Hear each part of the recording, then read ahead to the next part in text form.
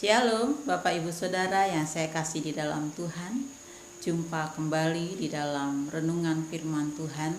Saya berharap saya berjumpa dengan Bapak Ibu Saudara semua dalam keadaan sehat, dalam keadaan baik-baik saja, sehat jasmani, sehat rohaninya, sehingga kita tetap dalam keadaan sempurna sampai kedatangan Tuhan kali yang kedua. Hari ini kita akan bersama-sama kembali merenungkan firman Tuhan dengan satu tema yang terdahulu menjadi yang terakhir. Yang terdahulu menjadi yang terakhir, bagian yang ketiga. Firman Tuhan terambil dari Injil Markus pasal yang ke-10 ayat 28 sampai 30. Mari saya akan membacakan bagi kita semua Markus 10 ayat 28 sampai 31. Demikian firman Tuhan. Upah mengikut Yesus. Berkatalah Petrus kepada Yesus, "Kami ini telah meninggalkan segala sesuatu dan mengikut Engkau." Jawab Yesus, "Aku berkata kepadamu, sesungguhnya setiap orang yang karena aku dan karena Injil meninggalkan rumahnya, saudaranya laki-laki atau saudaranya perempuan, ibunya atau bapaknya, anak-anaknya atau ladangnya, orang itu sekarang pada masa ini juga akan menerima 100 kali lipat. Rumah, saudara laki-laki, saudara perempuan, ibu, anak, dan ladang, sekalipun disertai berbagai penganiayaan. Dan pada zaman yang akan datang, ia akan menerima hidup yang kekal." Ayat 31, "Tetapi banyak orang yang terdahulu akan menjadi yang terakhir, dan yang terakhir akan menjadi yang terdahulu."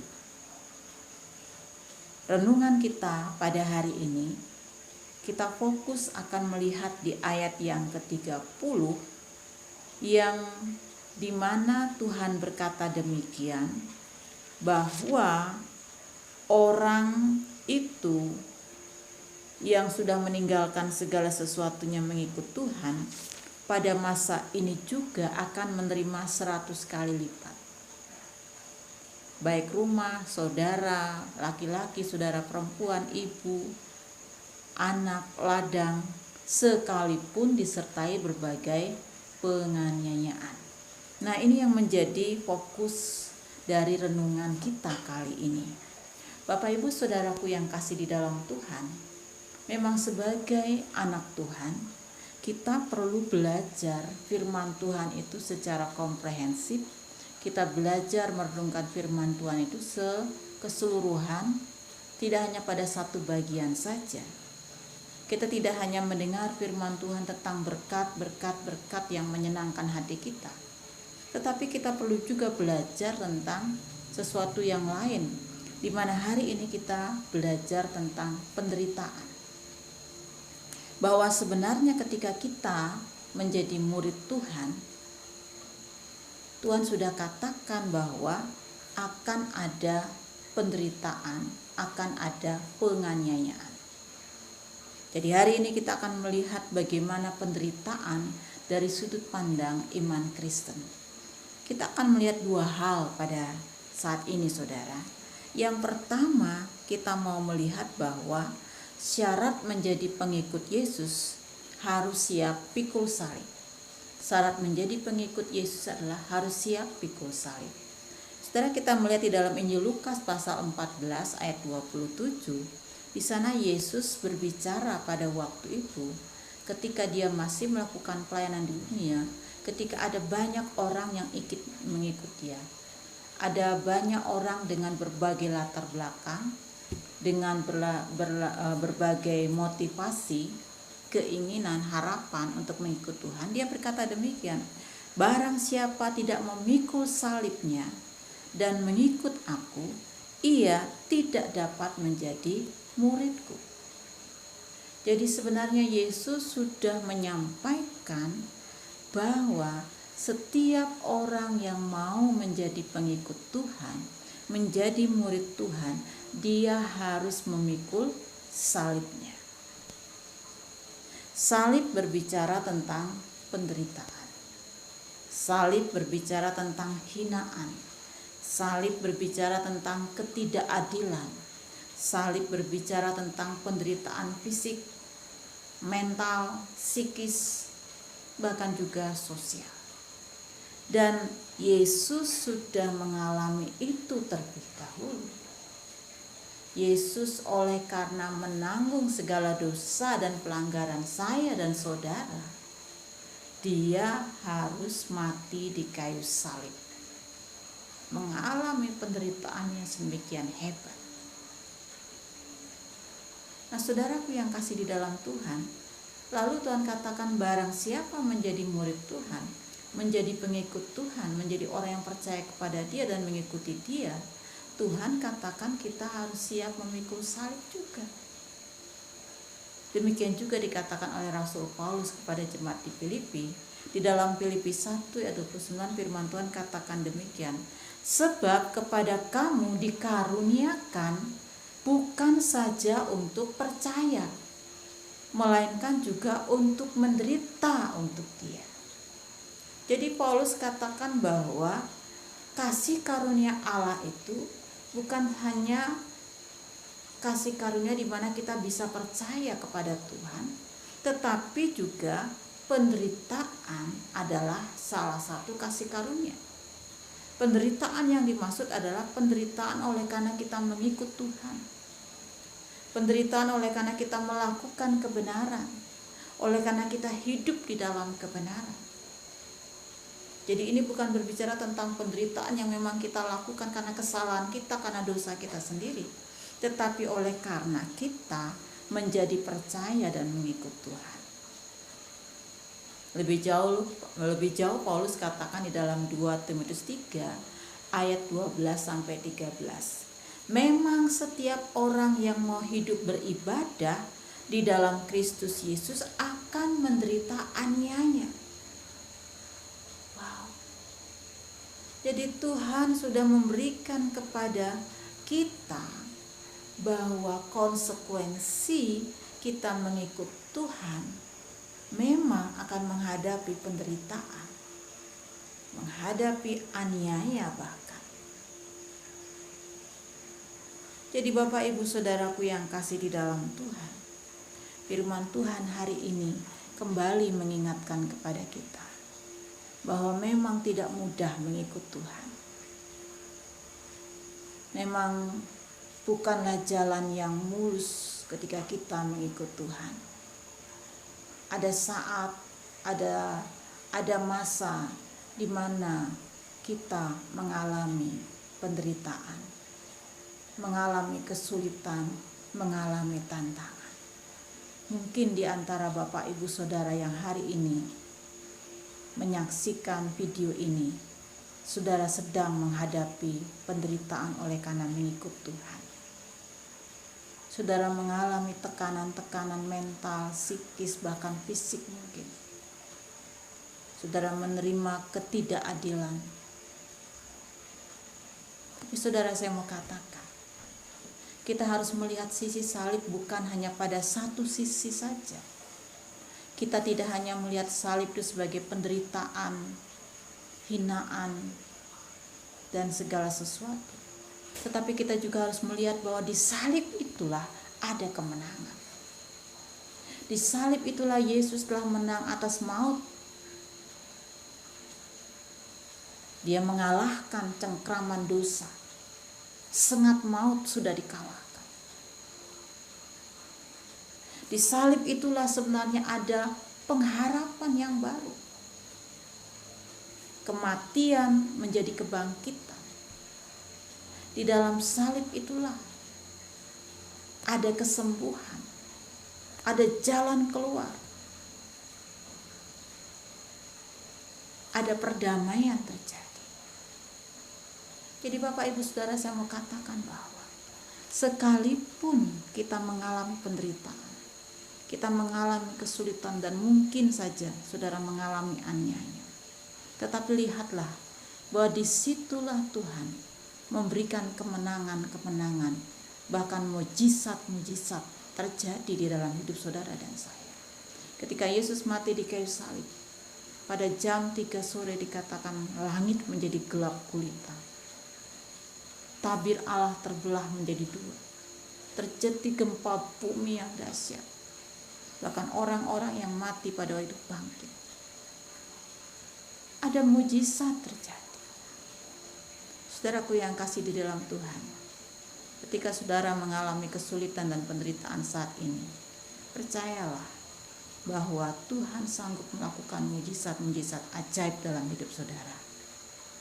Amin. Bahkan ada pengharapan, ada jalan keluar. Karena ketika Yesus mati di kayu salib, yang harusnya kita mengalami kematian jalan buntu, tetapi Yesus membuka tabir itu terbelah. Ada jalan di mana kita bisa datang kepada Bapa. Kita sekarang bisa berseru kepada Allah tanpa harus melakukan korban-korban tertentu. Jadi saya mau katakan bahwa memang Yesus katakan setiap orang yang mau mengikut Tuhan harus pikul salib. Memang salib berbicara penderitaan dan kesulitan, tetapi di sisi yang lain kita mau melihat di dalam salib itu ada kemenangan, ada pengharapan, ada kesembuhan, bahkan ada perdamaian yang dulunya jauh menjadi dekat, ada pemulihan terjadi.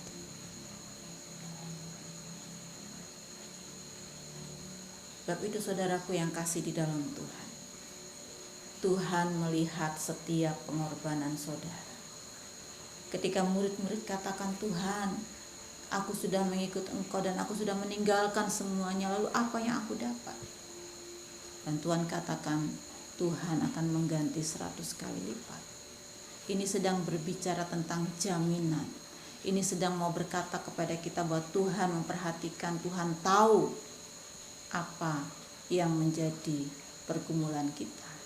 Dan Dia sanggup memelihara, menyediakan, mencukupkan bahkan di luar apa yang kita pikirkan. Sebab itu kita harus tetap teguh, sekalipun menghadapi kesulitan-kesulitan karena mengikut Tuhan. Nah, yang kedua saudara, bagian firman Tuhan hari ini mengingatkan kepada kita bagaimana kita menyikapi penderitaan itu secara benar. Tadi bagian pertama memang dikatakan kita harus siap pikul salib. Dan yang kedua, bagaimana kita menyikapi penderitaan itu secara benar. Mari kita membaca di dalam Injil Matius pasal 5 ayat 10 sampai 12. Firman Tuhan berkata demikian. Berbahagialah orang yang dianiaya oleh sebab kebenaran, karena merekalah yang empunya kerajaan surga. Ayat yang ke-11, berbahagialah kamu jika karena aku kamu dicela, dianiaya, dan kepadamu difitnahkan segala yang jahat. Bersukacitalah, bergembiralah, karena upahmu besar di sorga. Sebab demikian juga telah dianiaya nabi-nabi yang sebelum kamu. Jadi firman Tuhan mengajarkan kepada kita bagaimana kita menyikapi penderitaan. Dikatakan kita harus berbahagia, bahkan bersukacita dan bergembira. Bagaimana kita bisa berbahagia, bersukacita dalam situasi kita sedang mengalami penderitaan, kesulitan, ketidakadilan? Sekali lagi yang di sini dikatakan bahwa penderitaan yang dimaksud adalah penderitaan aniaya oleh sebab kebenaran. Ada beberapa jenis penderitaan. Penderitaan oleh karena dosa, penderitaan oleh karena kesalahan kita sendiri, Itu bukan maksud di sini. Kalau kita misalnya kita di penjara oleh karena kita mencuri, ya kita tidak boleh berbahagia dan bersukacita, justru kita harus bertobat, menangis. Ya. Yang dimaksud ini berbahagia, bersukacita. Pertanyaannya, bagaimana kita bisa seperti itu? Nah, saudaraku, ketika kita membaca tadi di dalam Matius, 2 kali di dalam ayat itu dikatakan, ya, karena merekalah yang empunya kerajaan sorga. Lalu di ayat yang ke-12, karena upahmu besar di sorga. Jadi Tuhan katakan supaya kita berbahagia. Di dalam terjemahan lain dikatakan diberkati. Wow, orang yang menderita karena kebenaran itu diberkati karena apa? Yang pertama, karena mereka empunya kerajaan surga. Jadi dia pemilik kerajaan surga. Bayangkan saudara, orang kalau punya rumah 2-3 rumah di dunia, itu sudah sangat senang sekali. Rasanya ketika sulitan masalah bisa dihadapi karena punya uang semuanya. Tetapi ini memiliki kerajaan surga. Wow. Jadi dikatakan di sini bahwa kita bisa menyikapi dengan cara demikian, berbahagia, bersukacita, bergembira. Karena apa? Karena apa yang kita alami ini tidak sebanding dengan apa yang kita miliki nanti. Paulus katakan di Roma 8 ayat 18 dikatakan demikian. Penderitaan zaman sekarang ini tidak dapat dibandingkan. Paulus katakan tidak dapat dibandingkan dengan kemuliaan yang akan dinyatakan pada kita. Tidak sebanding, tidak seimbang dengan apa yang kita akan terima nanti. Sehingga inilah yang menjadi alasan, inilah yang menjadi dorongan kita bisa bersukacita, bergembira, tetap bersyukur, tetap tenang menghadapi kesulitan, penderitaan oleh karena kita melakukan kebenaran. Sama seperti seorang ibu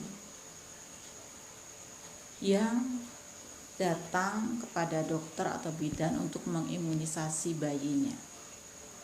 Dia tahu bahwa ketika bayinya diimunisasi, dia akan menangis, sakit, bisa juga panas, demam. Tetapi mengapa ibu ini tetap melakukan itu? Ya karena dia tahu bahwa imunisasi itu penting untuk kekebalan tubuh anaknya, untuk masa depannya, untuk kehidupan selanjutnya anaknya. Nah, saudaraku yang kasih di dalam Tuhan, kalau kita sudah tahu bahwa penderitaan kita di dunia ini tidak bisa dibandingkan dengan apa yang kita akan terima nanti, akan membuat kita bisa menyikapi semuanya itu dengan benar. Ada upah yang besar, bukan upah yang kecil, upah yang besar yang Tuhan sediakan bagi orang yang akhirnya harus menderita oleh karena kebenaran.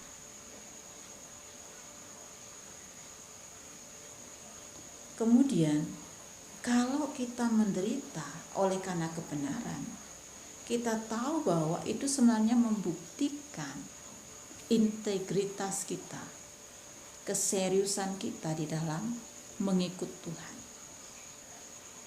Sama seperti emas, ketika dia dibakar, dia akan tetap emas, bahkan akan semakin kinclong, akan semakin bercahaya oleh karena dibakar. Justru di dalam kesulitan, hal-hal yang kita hadapi akan menguatkan iman kita. Otot-otot iman kita akan menjadi semakin kuat. Kita akan semakin memahami, mengenal Tuhan lebih sungguh-sungguh lagi. Bapak Ibu Saudaraku yang kasih di dalam Tuhan, yang menjadi perhatian dan yang perlu bagi kita, supaya kita jangan sampai meninggalkan iman kita, berbalik oleh karena kita mengalami kesulitan dan penganiayaan. Tuhan Yesus pernah memberikan nasihat di dalam Injil Matius juga pasal 13 ayat 20-21. Dia memberikan perumpamaan pada orang banyak pada waktu itu. Dia katakan bahwa ada seorang penabur yang menaburkan benihnya. Ketika dia menaburkan benihnya, ada yang jatuh di pinggir jalan, ada yang di batu-batu, ada yang di semak duri, dan ada juga di tanah yang subur. Nah, di dalam ayat 20-21 Tuhan katakan demikian. Benih yang ditabur di tanah yang berbatu-batu ialah orang yang mendengarkan firman itu dan segera menerimanya dengan gembira, tetapi ia tidak berakal. Ya. Dan tahan sebentar saja. Apabila datang penindasan atau penganiayaan karena firman itu, orang itu pun segera murtad. Saudaraku yang kasih di dalam Tuhan, bahwa ada orang-orang yang tidak sungguh-sungguh berakar di dalam Tuhan, tidak sungguh-sungguh mengikut Tuhan, sehingga ketika ada penderitaan, masalah, tekanan, kesulitan karena mengikut Tuhan, mereka memilih meninggalkan Tuhan. Mereka memilih berbalik arah dan tidak setia mengikut Tuhan. Nah, Bapak Ibu Saudaraku yang kasih di dalam Tuhan, tema kita malam hari ini dikatakan banyak yang terdahulu akan menjadi yang terakhir. Kiranya saudara dan saya akan tetap setia mengikut Tuhan, sekalipun seandainya saudara menghadapi kesulitan, penderitaan, ataupun aniaya karena mengikut Tuhan. Tetaplah bertahan, bergembiralah, berbahagialah. Karena apa? Karena Tuhan tidak pernah tinggalkan kita. Paulus katakan dia ditindas, dia dihimpit, dia mengalami deraan, kesulitan, tetapi dia katakan, aku tidak pernah sendiri, karena Tuhan tidak pernah meninggalkan dia. Saudaraku, salib memang berbicara tentang penderitaan, ketidakadilan, kesulitan. Tetapi salib juga berbicara tentang kemenangan. Di salib itu, maut sudah dikalahkan. Kemenangan menjadi bagian kehidupan orang-orang yang percaya. Jadi saudara, kalau kita menghadapi penderitaan dan kesulitan, Tuhan izinkan itu terjadi, pastilah Tuhan akan memberikan kemenangan kepada kita. Tuhan akan memberikan jalan keluar. Bahkan ada mujizat Tuhan izinkan terjadi. Sama ketika Tuhan disalibkan itu, mujizat terjadi. Tabir bait Allah yang tebal itu bisa terbelah tanpa campur tangan manusia. Dikatakan bumi gelap gulita, terjadi gempa, orang-orang yang mati bangkit, sampai para pengawal waktu itu katakan dia memuji, oh ini dia benar-benar anak Allah. Saudaraku, justru di dalam kesulitan, penderitaan itu seringkali justru Tuhan ingin menyatakan kuasanya. Sama seperti yang dikatakan Paulus, justru dalam kelemahan pula kuasa Tuhan menjadi nyata. Salib juga berbicara tentang pengharapan, kesembuhan, perdamaian, dan sukacita. Jadi saudaraku yang kasih dalam Tuhan, mari kita memandang salib itu secara seimbang. Bukan hanya dari sisi penderitaannya, tetapi juga dari sisi kemenangan, ya. Berbicara juga tentang mujizat, kesembuhan, jalan keluar, pengharapan, keadilan yang Allah izinkan terjadi. Kiranya saudara dan saya tetap setia, walaupun ketika kita mengikut Tuhan ada kesulitan, penderitaan, bahkan aniaya. Kiranya saudara dan saya boleh tetap setia sampai akhir hidup kita. Amin. Tuhan memberkati. Saya